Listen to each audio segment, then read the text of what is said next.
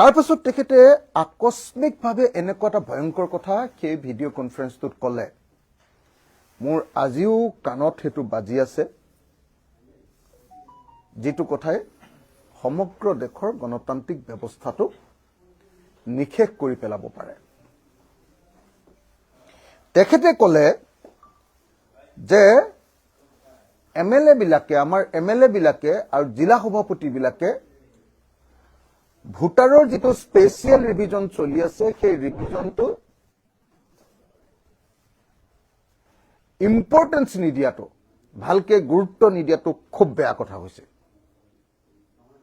এনেকে বুলি ধমকি দিয়া আছে আৰু তেখেতে ক'লে যে আপোনালোকক সকলোকে কৈছিলো যে আপোনালোকে ভোটাৰ তালিকাৰ কি কয় যেটো ৰিভিজন চলি আছে হেতুত ইম্পৰ্টেন্স দিয়ক আটাইতকৈ বেছি ইম্পৰ্টেন্স দিয়ক আৰু তেখেতে ক'লে যে এতিয়া আমাক 12 তাৰিখৰ ভিতৰত আপোনালোকৰ সকলো এমএলএ বিলাক এনেকৈ কৈছে সকলো এমএলএ সকলো ডিস্ট্ৰিক্ট সভাপতি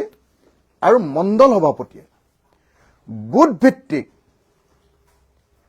সেইবিলাক ভোটাৰৰ নাম আমাৰ হাতত দিব লাগিব যিবিলাক ভোটাৰে বিজেপিক ভোট নিদিয়ে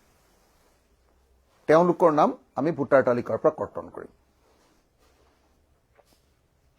একদম স্পষ্ট ভাষাত মই কথাখিনি শুনি আছো হেতু কি জানি 8টা 30 বা এনেকুৱা অকনমান ইফাল হ'ব সেই সময়খিনিত আমি শুনি আছো পুৰা স্পষ্টকে তেখেতে কৈছে যে এতিয়ালৈকে কিয় তোমালোকে কামটো সিৰিয়াসলি লোৱা নাই আপোনালোকে কিয় কামটো সিৰিয়াসলি লোৱা নাই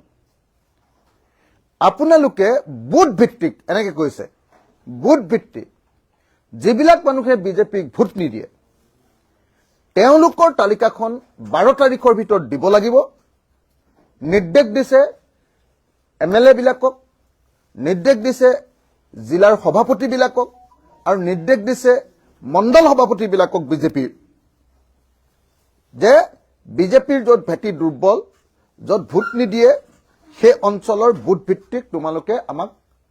কাটিবলগীয়া ভোটাৰৰ নাম তালিকাখন দিয়া আৰু 12 তাৰিখৰ ভিতৰত দিব লাগিব এনেকৈ কৈছে তাৰ পাছত কৈছে যে আমি মন্ত্ৰী অশোক সিংঘালক 60টা বিধানসভা সমষ্টিৰ ভোটাৰ তালিকাৰ পৰা নাম কৰ্তন কৰিবৰ কাৰণে দায়িত্ব অৰ্পণ কৰিছো তেওঁ কাম চলাই আছে আৰু তেওঁ নিজৰ কাম অনুসৰি 60টা বিধানসভা সমষ্টিৰ পৰা বিজেপিক ভোট নিদিবলগীয়া মানুহৰ নাম কৰ্তন কৰিব মোৰ তেতিয়া কান মোৰ গৰম হৈ গৈছিল যিজন লিডাৰৰ লগত বহি আছো তেওঁ খুব অস্বস্তি পাই আছে কিন্তু অলপ আগতে যেহেতু জিলা সভাপতি এমএলএ বিলাক আৰু মন্ত্ৰী বিলাক তেওঁলোকক গালি পাৰি আছে যে কিয় তোমালোকে এই ভিডিঅ' কনফাৰেন্সটোত সবে অহা নাই গতিকে তেওঁ বন্ধ কৰিব পৰা নাই তেওঁ মুখখন দেখুৱাবলৈ চেষ্টা কৰিছে মই নিজে দেখি আছো আৰু এনেকে একদম স্পষ্ট ৰূপত মোৰ নিজৰ কাণত এতিয়াও বাজি আছে দিলীপ শইকীয়াৰ মাতটোৰ সৈতে যে দিলীপ শইকীয়াই স্পষ্ট ৰূপত 4 জানুৱাৰীৰ সন্ধিয়া 8 বজাৰ ভিডিঅ' কনফাৰেন্সত তেওঁলোকৰ দলৰ সভাপতি জিলা সভাপতি আৰু এমএলএ বিলাকৰ ভিডিঅ' কনফাৰেন্সত অশোক সিংঘালক 60টা বিধানসভা সমষ্টিত বিজেপিক ভোট নিদিয়া ভোটাৰ তালিকাৰ পৰা ভোটাৰ তালিকাৰ পৰা বিজেপিক ভোট নিদিয়া ভোটাৰসকলৰ নাম কাটিবলৈ দায়িত্ব অৰ্পণ কৰা বুলি স্পষ্টকে কৈছে আৰু বাকি মন্ত্ৰী এমএলএ